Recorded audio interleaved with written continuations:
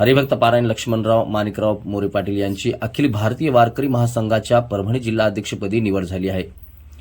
या निवडीमुळे वारकरी भजनी मंडळामध्ये आनंदाचे वातावरण पाहायला मिळाले आहे।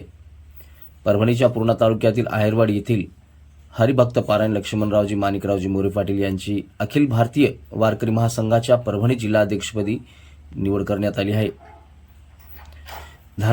धार्मिक आणि सांस्कृतिक गोमाता रक्षण, हिंदू संस्कृती तसेच वारकरी दानोपासनेच्या क्षेत्रात व इतरही सामाजिक कार्यात त्यांनी केलेल्या उल्लेखनीय कार्याची दखल घेत ही निवड करण्यात आली असल्याचे नमूद करण्यात आले आहे।